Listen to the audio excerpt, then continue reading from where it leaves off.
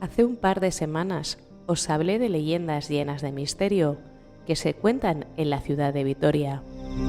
Bien, os comenté que no sería la única ciudad, y así es. Hoy nos vamos a Zaragoza, donde nos adentraremos en sus calles para contarte estas historias. Para los que no me conozcáis, mi nombre es Blanca, y aquí y ahora doy comienzo al podcast de esta semana. ¿Te unes?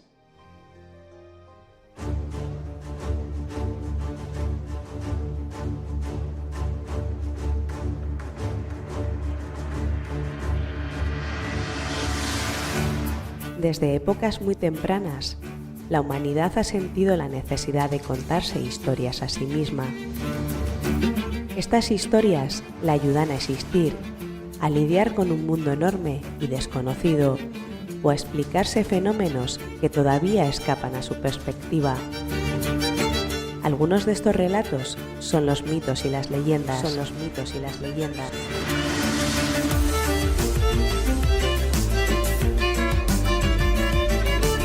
Por mito, entendemos a una serie de relatos tradicionales de fuerte carga simbólica.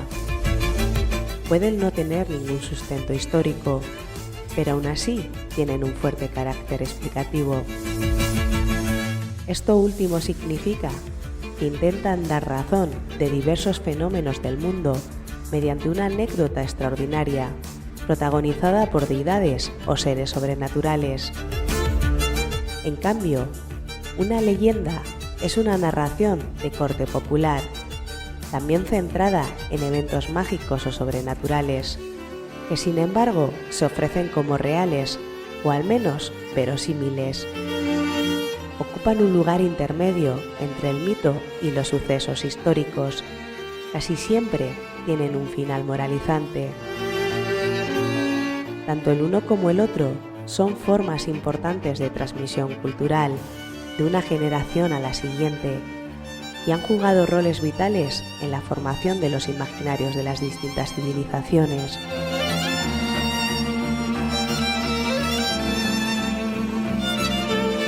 Bienvenidos a Si tiene nombre existe. Mi nombre es Blanca y te invito a que abras las puertas de mi morada.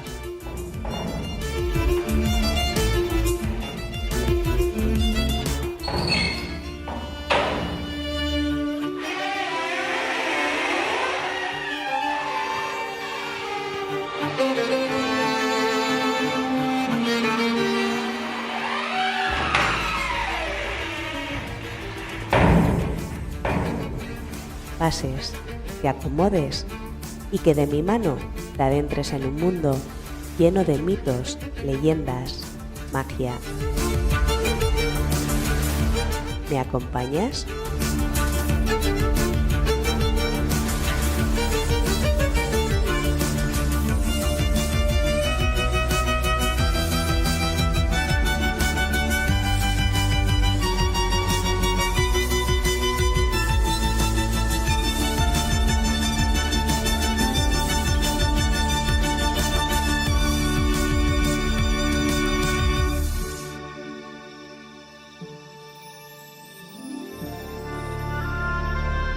No importa cuán despierto hayas sido, una vez te adentras en las sombras de esta región, ya no puedes permanecer ajeno a su influjo. Son palabras de Washington Irving en su obra La leyenda de Sleepy Hollow. Al igual que en la pequeña aldea cercana a Terrytown, Zaragoza también cuenta con sombras alimentadas a base de superstición. A continuación, os voy a relatar algunas de las principales historias de fenómenos paranormales y leyendas de Zaragoza. Os hablaré en primer lugar de la leyenda del duende. Las crónicas periodísticas del año 1937 cuentan que el 27 de septiembre unas sonoras carcajadas despertaron al vecindario del número 2 de la calle Gascón de Gótor. Nunca se supo el origen de tan eufóricas risas. El 15 de noviembre de ese mismo año, una joven asistente doméstica se decidió a encender el horno de una de las viviendas del edificio. Para su sorpresa, cuando se dispuso a hacerlo, escuchó un fuerte lamento que terminó convirtiéndose en una diabólica voz que se dirigió a ella diciendo: «Por lo que más quieras, no enciendas, que me quemas». El acontecimiento recorrió el mundo entero, llenando artículos en la prensa internacional. La Policía Nacional se involucró en el proceso al máximo, aunque sin éxito. El duende seguía sin ser localizado y, por tanto, sin explicación racional al respecto. Cientos de curiosos se acercaban diariamente al edificio con la esperanza de escuchar esta misteriosa voz. Finalmente, el edificio fue demolido para evitar que el siniestro tono siguiera apareciendo en el bloque de viviendas. Sin embargo, las especulaciones y supersticiones no desaparecieron con el edificio. En la actualidad, en el terreno donde se levanta este edificio, se encuentran unos apartamentos que tienen el nombre de Edificio Duende. Si tiene nombre, existe. Ahora es el turno de la habitación 510. Hace unos años, Zaragoza contaba con un hotel de grandes dimensiones llamado Corona de Aragón. Era uno de los alojamientos más demandados de la capital aragonesa desde el año 1968, cuando fue abierto al público.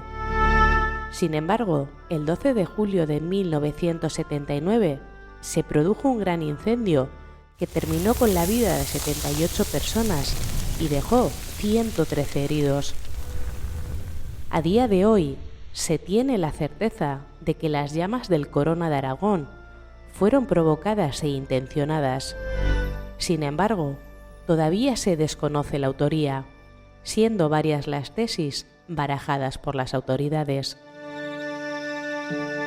La cadena de hoteles es la actual propietaria del edificio, donde también se encuentra ubicado un establecimiento hostelero. Y es aquí donde empiezan los fenómenos paranormales. Concretamente, hay testigos de que en la habitación 510 suceden acciones inexplicables, como luces que se encienden y apagan sin ningún motivo. A su vez, también hay personas que aseguran que sentían un calor y un desasosiego nada propios de la etapa del año en la que se alojaron. Sin embargo, las declaraciones más estremecedoras relatan oír llantos de niños durante la noche e incluso ver sombras corriendo por los pasillos del hotel. ¿Fenómenos paranormales? ¿Leyendas de Zaragoza? ¿O supersticiones? ¿Tú qué piensas? ¿Te vienes una noche conmigo?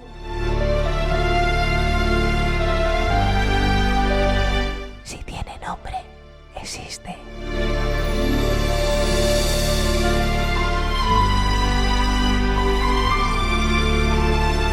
Otra leyenda es el ente de la Torre Nueva. Aunque no esté del todo claro que existan los fantasmas, sí que está comprobado que, en caso afirmativo, los hay de los más traviesos. Este es el caso del ente de la Torre Nueva, la cual ya está desaparecida en el panorama actual. Y es que una de las leyendas que giran en torno a la Torre Nueva afirma que un fantasma se dedicaba a atrasar las horas del reloj, haciendo sonar las campanas a horas que no correspondía. Hubo gente que llegó a considerar que el espíritu que rondaba por el campanario era el del tío Candiola, un ciudadano que ayudó a las tropas francesas a entrar en la metrópoli por túneles subterráneos. Sin embargo, no ha sido la única identidad asociada a este ente. También se ha especulado acerca de que estos fenómenos paranormales fueran provocados por otras almas atormentadas, tales como los asesinos de Pedro Arbués.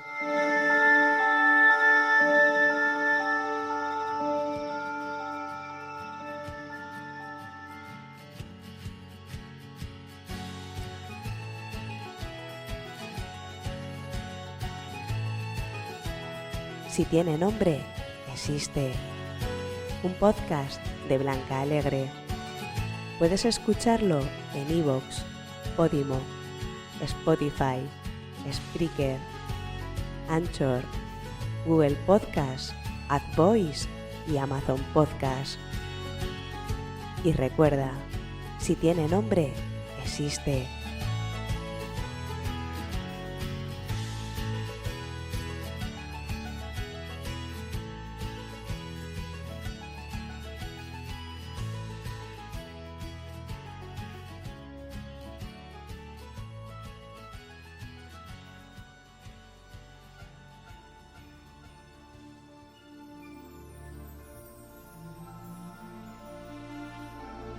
No podíamos dejar pasar a Belchite.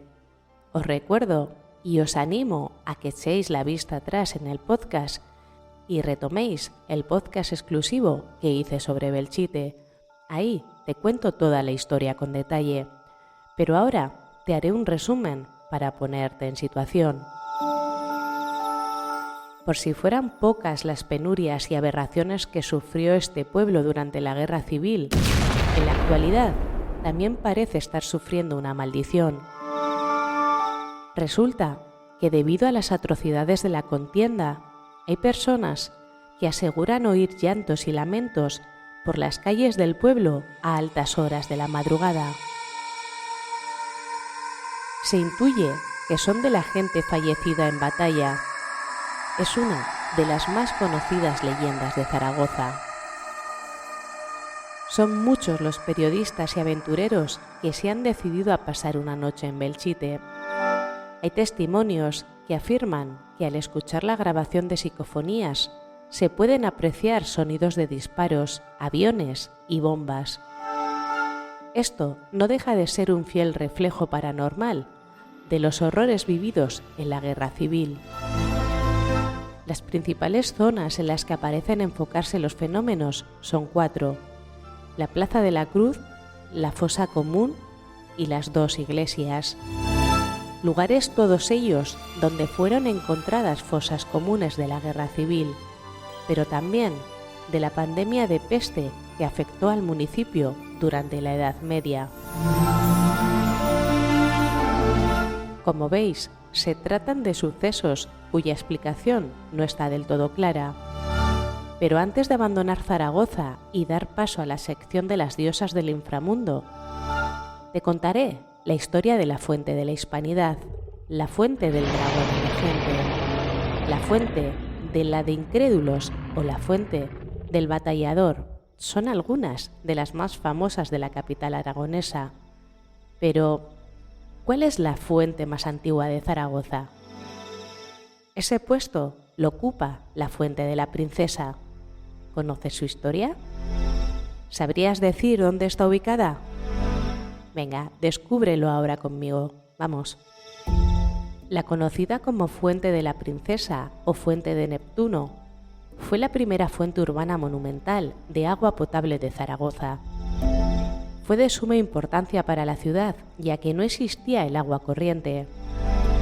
Se ubicó en el centro de la urbe, en la plaza de San Francisco, después llamada de la Constitución y hoy de España. Durante años cumplió su función de abastecimiento de agua para los vecinos de la zona y sirvió de punto de encuentro. Esto último no ha cambiado con el paso del tiempo, pero existe una pequeña diferencia. Ahora, en vez de reunirse en este espacio para buscar agua y llenar los toneles de los aguadores, se queda para comprar ropa en Vesca, cazar Pokémon o calentar motores para ir de fiesta. Pero, ¿por qué y cuándo se construyó? En el año 1833 se colocó la primera piedra con un claro objetivo: eternizar el juramento como princesa de Asturias de la heredera al trono, la futura reina Isabel II. No fue hasta el 24 de julio de 1845 cuando la fuente más antigua de Zaragoza comenzó a emanar agua. En un principio se pretendía traer las aguas desde los ojos del Pinseque, pero surgieron problemas y se paralizaron las obras. Por ello, se abasteció con el agua del Canal Imperial de Aragón. Debido a las necesidades de ampliar la plaza para dar más holgura al tráfico rodado, en 1902 la fuente fue desmontada y sustituida por el monumento a los mártires de la religión y la patria.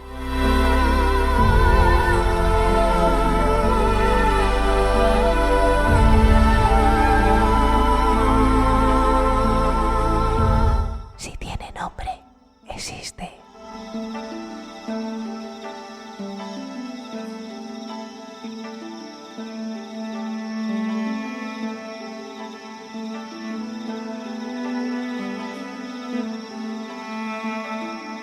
La fuente más antigua de Zaragoza comenzó a tomar forma a partir de un proyecto de los arquitectos José de Llerza y Joaquín Gironza. Pero a este planteamiento inicial le faltaba algo. La fuente pedía a gritos una figura para adornarla. Así pues, el encargado de fabricar la guinda del pastel fue el escultor natural de Alcañiz, Tomás Llobet, que trabajaba como profesor de la Escuela de Bellas Artes de Zaragoza. El artista recuperó una obra que había esculpido en el pasado por iniciativa de los franceses y presentó un nuevo modelo para la fuente. Su propuesta fue aprobada y la fuente adoptó la imagen que Llobet había imaginado para ella. La fuente consta de una pirámide truncada cuyos ángulos se visten con las figuras de 4 delfines que expulsan agua por la boca. Entre estas criaturas puede leerse 4 inscripciones alusivas a Isabel II. Esta es una de ellas. Ni a mejor princesa, ni a pueblo más fiel, ni en suelo más ilustre pudiera dedicarse esta memoria. Esta estructura sirve de base a la escultura que corona la fuente más antigua de Zaragoza, la cual rinde homenaje al señor de los ríos y mares. ¿Un siluro del Ebro? No, más bien el Aquaman de la antigua Roma, Neptuno. El dios preside el conjunto. La estatua se encuentra de pie en actitud de mandar las aguas. En su mano izquierda sostenía un tridente, emblema de la deidad hoy desaparecido. Esta construcción se inspira en la fuente de Neptuno del Paseo del Prado de Madrid. Hasta que esta fuente encontró su localización definitiva, pasó por distintos espacios. En otras palabras, la fuente de la princesa ha viajado más que tú y que yo este verano. Cuando fue desmontada en 1902 de la actual Plaza de España, fue almacenada durante años en los almacenes municipales. Más tarde le quitaron el polvo y volvió a ver la luz del sol, en concreto en la arboleda Macánaz. Por allí, a orillas del Ebro, pasó sin pena ni gloria, pues como el río, guardó silencio al pasar por el Pilar. Ni siquiera el agua brotó de sus chorros. Finalmente, en 1946, se trasladó al lugar en el que hoy en día podemos admirarla, en la Glorieta de la Princesa, en el Parque Grande José Antonio Labordeta.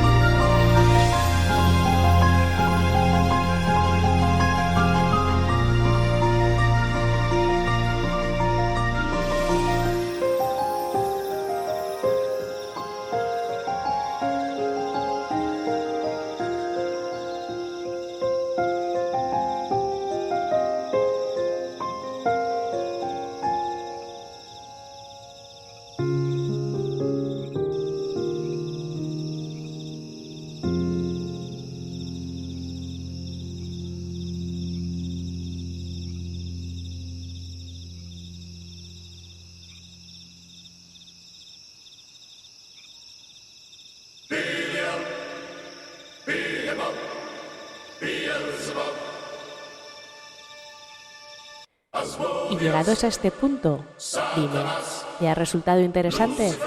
¿Sí? Pues vamos entonces con la diosa del inframundo o mujer maldita de esta semana.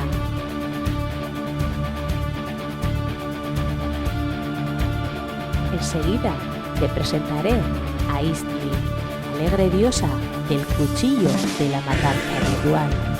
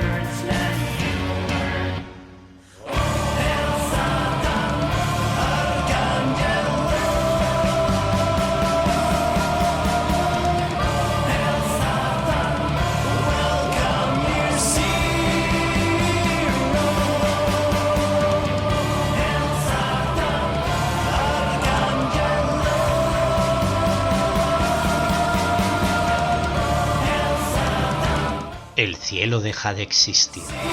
La tierra está fría y oscura. No existe sol y en los campos ya no hay flores. Todo se vuelve triste. La felicidad vuela como si un dementor estuviese allí. El invierno es eterno. El inframundo es parte de este ambiente y da comienzo a una eternidad. Estás en la muerte y en ella están las diosas de la muerte. No importa la cultura en la que quieras buscar. Todas las culturas tienen dioses y diosas de la muerte. Aunque a decir verdad, no es un perfil de diosas que abundase mucho. ¿Quieres saber quiénes eran? Entonces estás en el lugar adecuado. Bienvenidos al inframundo de Si tiene nombre, existe.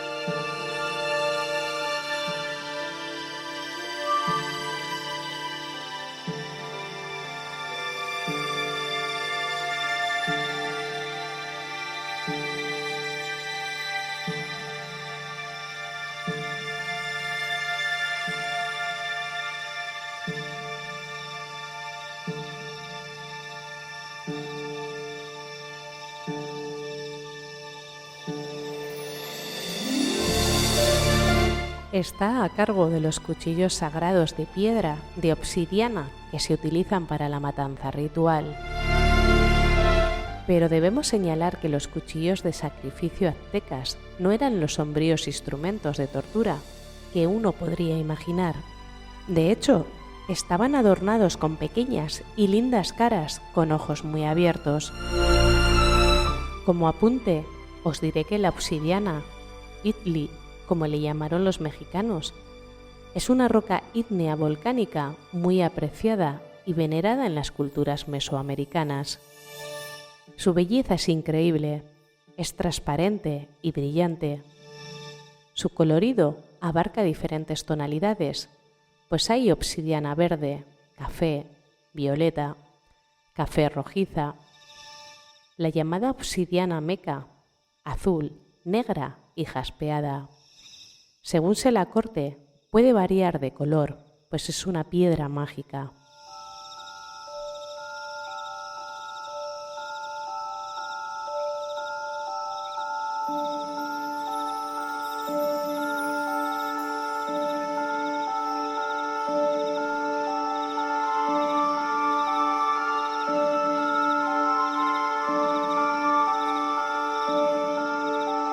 Como apunte, os diré que la obsidiana, Isli, como le llamaron los mexicas, también es una roca ígnea volcánica muy apreciada y venerada en las culturas mesoamericanas. Entre los mexicas del oficio artesanal de la obsidiana fue un trabajo sumamente importante desde el punto de vista económico, del que se sustentaron muchas sociedades. La Sierra de las Navajas, localizada en el sureste del estado de Hidalgo, desde la antigüedad ha sido uno de los yacimientos más explotados y aún en nuestros días sigue proporcionado este material volcánico. A este yacimiento los mexicas le dieron el nombre de Toltecaitli, la obsidiana de los maestros, y de Ixtelpet, el cerro de obsidiana. Su nombre español se debe a la imaginación de Alex Ander von Humboldt, quien le llamaría así por la enorme cantidad de las lascas de obsidiana que presenta en sus faldas. Dicho cerro fue explotado por los teotihuacanos, toltecas y aztecas. Alcanzó su máxima actividad en la época de la ciudad de Teotihuacán y de la cultura mexica. En el cerro se llevaron a cabo excavaciones, perforaciones y se construyeron pozos. Cerca de las minas se encontraban los campamentos de los mineros. La extracción de la obsidiana se llevó a cabo por medio de bocaminas, perforaciones de tiro vertical de 1,5 centímetros de diámetro, con una profundidad de 30 metros. En los lugares donde el Itli estaba a poca profundidad, la explotación se realizaba a cielo abierto con excavaciones de 15 metros de profundidad. Este tipo de excavación fue muy usada. Asimismo, se realizaron pozos de extracción en forma de cráter de 6 metros de diámetro y 3 de profundidad. Los instrumentos que sirvieron para la extracción de la piedra, martillos y picos de riolita, roca ígnea volcánica de color gris, y basalto encontrados en las minas, las bocaminas y los campamentos de mineros. Los instrumentos utilizados para extraer la obsidiana fueron sobre todo martillos y picos de riolita y basalto, los más importantes tributarios de obsidiana del Imperio Mexica. Se encontraba cerca de los yacimientos de Pachuca, Hidalgo y en las localidades del actual Estado de México.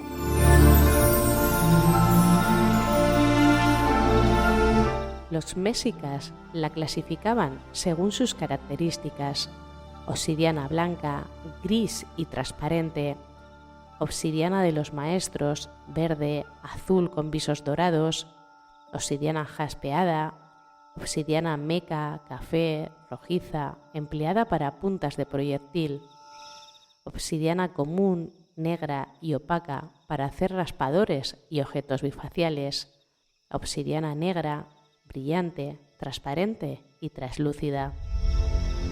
En los talleres mésicas se trabajaba la obsidiana desde su estado de núcleo y preforma hasta lograr el objeto deseado, lo que hace pensar en una manufactura en cadena y en la existencia de un oficio muy especializado.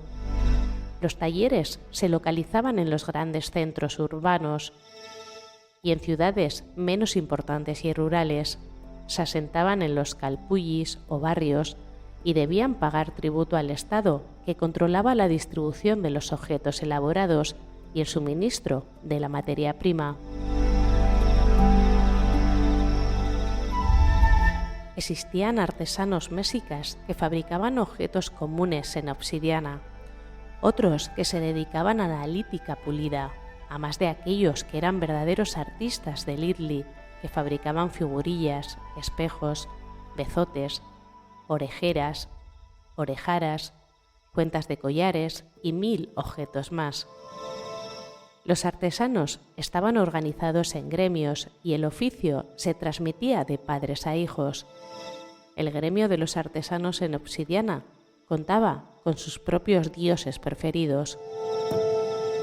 En la cultura mexica, a los muertos comunes se incineraban después de haberles vestido con sus mejores galas y atado en posición fetal. Entonces se les envolvía con varias telas y se les amarraba con sogas hasta formar una especie de fardo funerario. Enseguida se les adornaba con banderas de papel y plumas y se les colocaba una máscara esculpida o decorada con mosaicos. Ya que estaba preparado el cuerpo, se le ponía sobre una hoguera, cuyo fuego alimentaban los ancianos encargados de esta tarea. Los restos de huesos y cenizas, los primeros cabellos que se le habían cortado al muerto cuando era niño y los últimos cortados ya difunto, junto con la piedra colocada en la boca antes de la incineración, llamada chalchihuit, cuya función consistía en sustituir simbólicamente al corazón para que no se quemara y afectara al alma. Se guardaban en una vasija que se colocaba en el altar doméstico o en el templo del barrio correspondiente. Pero si se trataba de un macehual, gente de pueblo, le ponían por corazón una humilde obsidiana.